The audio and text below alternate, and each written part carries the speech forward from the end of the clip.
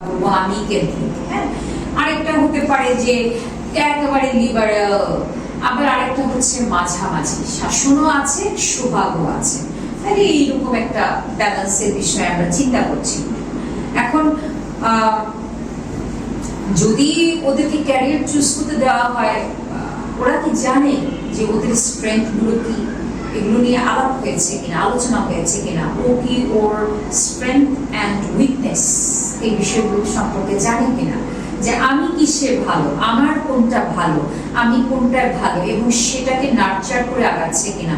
এবং হঠাৎ করে আউট অফ নোওয়্যার এটাই হতে হবে। আমার সাথেও তাই হয়েছে। আমার বাবা নিজে ইঞ্জিনিয়ার ছিলেন বলে উনি মনে করেছেন প্রথম সন্তানকে ইঞ্জিনিয়ারিং পড়তেই হবে, পড়েছিও।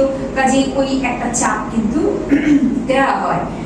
এখন এই চাপটা দেওয়ার ক্ষেত্রে দেখেন অনেক কথা থাকে, তো এই চাপটা দেওয়ার ক্ষেত্রে অভিভাবকদের কিভাবে বোঝাবেন? অভিভাবকদেরকে বোঝানো তো খুবই কঠিন ব্যাপার।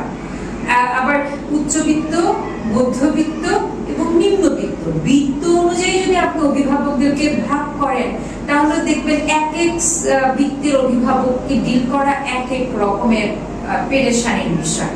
কিন্তু মোটা দাগে আমি দেখি যে অভিভাবকদেরকে ম্যানেজ করা খুব সহজ না, এবং প্রত্যেকটা অভিভাবক তারা মনে করেন তারা সব জানে। কেউ সব জানে না, এবং অভিভাবকরা একেবারেই প্যারেন্টিং নিয়ে পড়াশোনা করেন না, তাদের পড়াশোনা খুবই কম। এবং যেই দুই একজনকে আমি দেখতে পাই পড়াশোনা করছে, তাদের একটা ব্যাপার হলো কি যে গিনিপিগ পেয়ে গেছি, ওরে বাবা যতভাবে এক্সপেরিমেন্ট করতে পারি। আমি শুনলাম যে সেদিন 3 বছর না 3.5 বছরের একটা মেয়ে বাবা পোস্ট দিয়েছে যে তার কন্যা কোডিং যে একটা আছে স্ক্র্যাচ বোধহয় প্রোগ্রামটা, সেটা দিয়ে একটা কিছু কোডিং ল্যাঙ্গুয়েজ সে পারে বা কিছুটা গেম কিছু ডিজাইন করেছে। 3.5 বছরের বাচ্চা, এবং বাবা খুবই খুশি।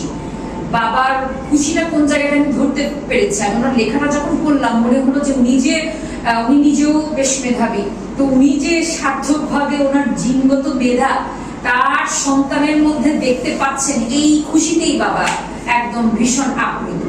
তো এত আগেই কি আবার স্ক্র্যাচ প্রোগ্রাম দরকার আছে? ওয়াই এত আগে স্ক্র্যাচ প্রোগ্রাম? একটু সময় দেন না। ও জীবনের 5 বছর পর্যন্ত ব্রেইন ডেভেলপমেন্ট হবে। ওর ব্রেইন ডেভেলপমেন্টের কোন জায়গাটায় কি ক্ষতি হবে যদি সে অত ছোট বয়সে স্ক্র্যাচ প্রোগ্রাম না করে বা না শেখে?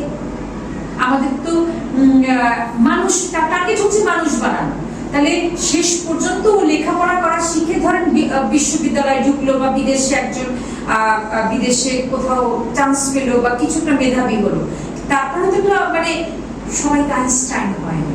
তাহলে আমার ওই একদম ছোট্ট বেলা থেকে আমার এই ধরনের পেরেশানি কেন?